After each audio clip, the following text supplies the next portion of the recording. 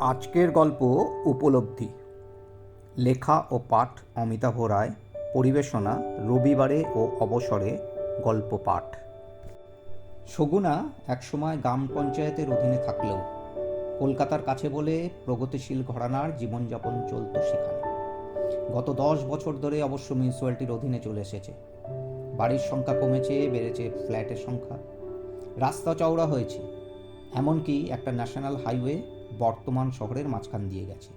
নতুন একটা কলেজ হয়েছে, ছেলে মেয়েদের পোশাকে এসেছে অতি আধুনিকতার ছোঁয়া। দোকানপাটগুলো আলোয় ঝলমল করে, এমনকি চায়ের দোকানগুলোর মানেরও প্রভূত উন্নতি হয়েছে। আগে রবিবার বা ছুটির দিনে দুপুরে খাওয়ার পর চায়ের দোকানের পাশেই টিনের ছাউনির তলায় সবার উপস্থিতি প্রায় বাধ্যতামূলক ছিল। তাস খেলার অনেকগুলো দল বসত। পাশেই একজনের বাড়ির থেকে ক্যারম বোর্ড এনে বাসের স্ট্যান্ডে রেখে খেলা, বা 2 বছর হলো দাবা খেলার নতুন দল তৈরি হয়েছিল। ক্যারামের লালগুটি ফেলা, তাসের টেক্কা রাজার কেরামতি বা দাবার রাজামন্ত্রীর খেলা নিয়ে বাজি চলত। নতুন করে পাকা ক্লাব ঘর তৈরি বা চায়ের দোকানগুলোর ভোল বদলানোর সাথে সাথে ওখানে বর্তমানে লালগুটি ফেলার মানে পাল্টে গিয়েছে রাজা উজির ওল্টানোর ছকের আলোচনা, আর এসেছে স্বঘোষিত বিশেষজ্ঞদের অবাধ মতামত শোনা। সুখেন চট্টরাজ সগুনা হাই স্কুলে হেডমাস্টার হয়ে শেষ 10টা বছর ধরে মোট 34 বছর কাটিয়েছে। 5 কাঠার ওপর বাড়ি জমি, বয়সের ভারে আর ঠিক মতন সামাল দিতে পারছিলেন না। হাল ফ্যাশনে সব কিছু মেনে নিতে না পারলেও বাড়িটা বিক্রি করে দিলেন প্রমোটারদের হাতে।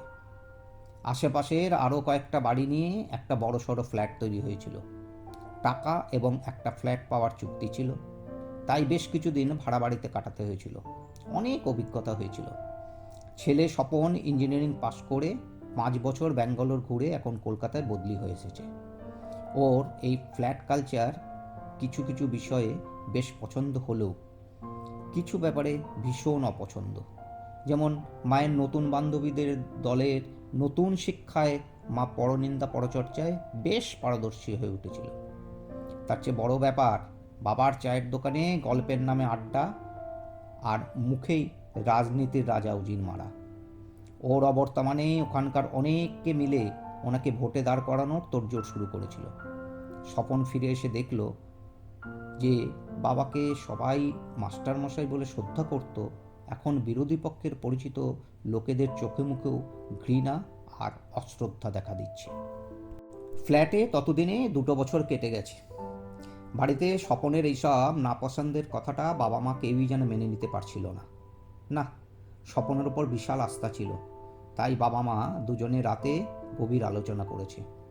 একদিন সকালেই দরজার বেল বাজতেই সবাই একটু হতবাক। রবিবারের সকাল বলে সবারই একটু ঢিলেঢালা ভাব। দরজা খুলতেই প্রায় নিজেই দলবল নিয়ে ঢুকে পড়ল সুখেনবাবুর দলের প্রাক্তন পরাজিত প্রার্থী।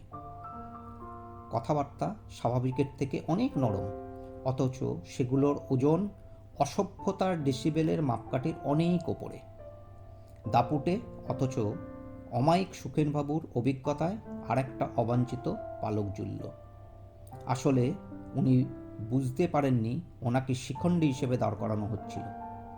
সেদিন দুপুরে অনেক আলোচনার শেষে সুখেনবাবু ভোটে না দাঁড়ানোর অপারগতার কথা জানিয়ে দিলেন।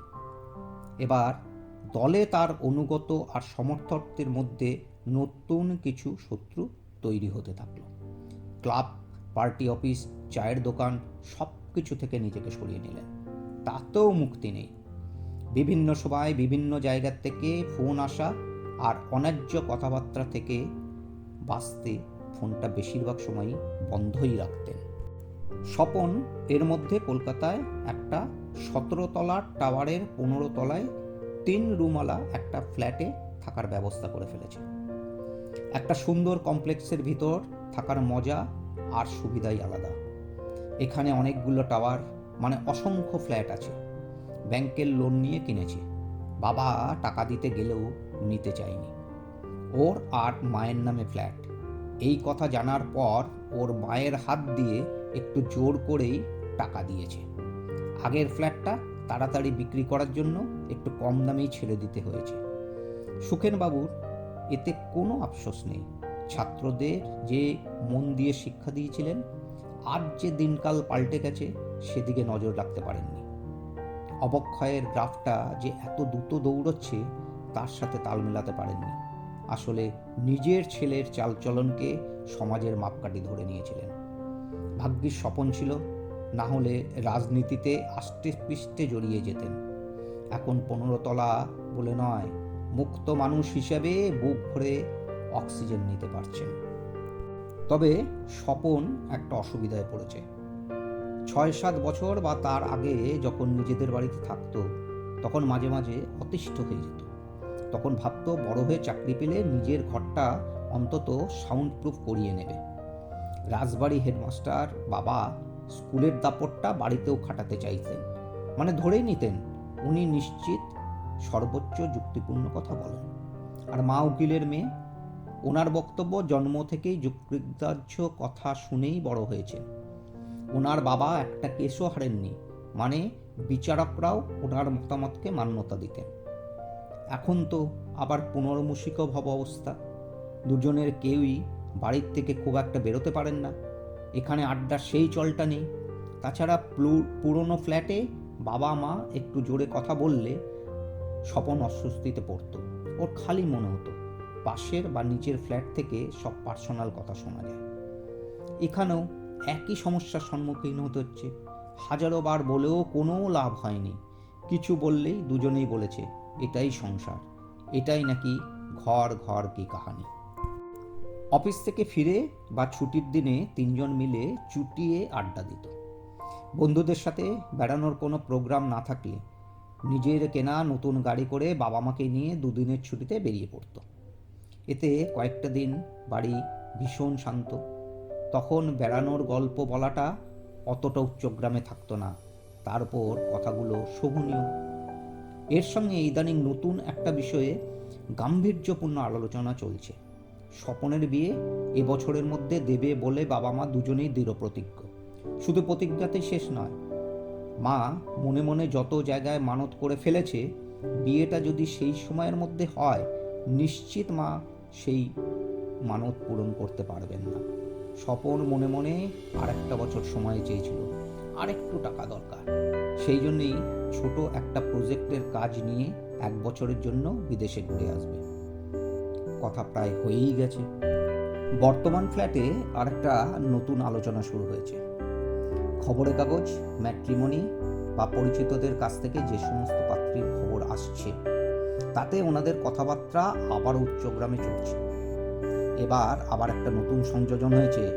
স্কুল কলেজ পড়াশোনা করার জায়গা, অফিসটা কর্মস্থল, কাজেই এই সময়ে প্রেম করার ব্যাপারটা মায়ের একদমই নাপসন্দ ছিল। সেজন্য মায়ের কাছে প্রিয়পাত্র হওয়ার এটাও একটা কারণ ছিল। এখন হঠাৎ মায়ের মনে হয়েছে ছেলে তো একটা পাত্রী পছন্দ করে রাখতে পারত, তাহলে ওনাদের আজ এই দুর্দশায় পড়তে হতো না। স্বপনের উভয় সংকট দশা। একদিন অফিস ফেরত বাড়ি এসে দেখে নিচের ফ্ল্যাটের ভদ্রমহিলা তার ননদকে নিয়ে এসেছে। বাবা মায়ের পাত্রী খোঁজা নিয়ে কথাবার্তাগুলো হয়তো ওদের কানেও পৌঁছেছে, তাই একটা সুযোগ নিতে এসেছে। ওনার স্বামীকে 2 দিন গাড়ি করে অফিসে নিয়ে গেছে। পাশের অফিসে কাজ করেন উনি। খোঁজ নিয়ে স্বপনকে পাত্র হিসেবে 100তে 100 নম্বর দিয়েছে। আজ ওদের আশা তারই প্রতিফল। স্বপন ঘরে ঢুকতেই বাবা পরিচয় করিয়ে দিলেন। মায়ের মুখটা একটু ভার, মেয়েটির মুখশ্রী, কথা বলার ঢং, পড়াশোনা বা গানের ডিগ্রি মনে ধরার মতো। তবে ওরা চলে যাওয়ার পরও এ কথা বলা গেল না। মা ধরেই নিয়েছিলেন ওনাদের আলোচনা হয়তো একটু জোরেই হয়ে গিয়েছিল এবং সেটা ওরা কান পেতে শুনেছে। লোকের ঘরে কাঠপাতা স্বভাবের লোকজনকে যে দু চোখে দেখতে পারেন না, সেটা একবারেই যেন সবাইকে শুনিয়ে বলার জন্য মা উচ্চস্বরে বলতে শুরু করলেন। এই আলোচনা পরদিনও চলতে থাকলো। স্বপন অফিস থেকে ফিরে সোজা উপরে চলে যাচ্ছে দেখে মা কারণ জিজ্ঞেস করলেন। স্বপন মিথ্যে করেই বলল অফিসের একটা মেয়েকে ওর খুব পছন্দ হয়েছে, কিন্তু বাড়ির এই চিলচিৎকার বা আচমকা ভাবগম্ভীর করা পরিবেশে পরের বাড়ির মেয়েকে আনতে অপারগ। এরপর থেকে 3 দিন বাড়িতে পিন ড্রপ সাইলেন্স। মনে হচ্ছিল মা যেন গুমড়ে গুমড়ে অসুস্থ হয়ে যাচ্ছেন। পরদিন অফিস থেকে ফিরে বাবা মাকে জানালো সামনের মাসে 1 বছরের জন্য অফিসের কাজে লন্ডনে যাবে। ফিরে আসার আগে ওনাদেরও নিয়ে ঘুরিয়ে আনবে। তবে আরেকটা কথা বলাতে বাবা মা থবনে গেলেন। খবরটা এই যে নিচের ভদ্রলোক সরাসরি তার বোনের জন্য বিয়ের প্রস্তাব দিয়েছেন। উনি নিজেই আজকালের মধ্যে ওনাদের অনুমতি চাইতে আসবেন। ওনার বোন সত্যিই স্কলার, এই বয়সেই রবীন্দ্রসঙ্গীত বিশেষজ্ঞ। ওনার খুড়তুতো ভাই বাবার ছাত্র, উনিও আসবেন। নাম শুনেই বাবার চোখে শ্রদ্ধা ঝরে পড়ল। সিদ্ধান্তের ভার ওনাদের ওপর দিয়ে স্বপন জামাকাপড় ছেড়ে আসতেও পড়ে গেল। ফিরে এসে উপলব্ধি হলো মা নিশ্চিতভাবেই তার কথা অনেক নিচু স্বরে বলছে। স্বপন মুচকি এসে মাকে মনে করিয়ে দিল, যাদের কান পাতা স্বভাব তারা কিন্তু ফিসফিসানিও শুনতে পায়। মা লজ্জায় রান্নাঘরের দিকে যেতেই বাবা উচ্চস্বরে হেসে উঠলেন।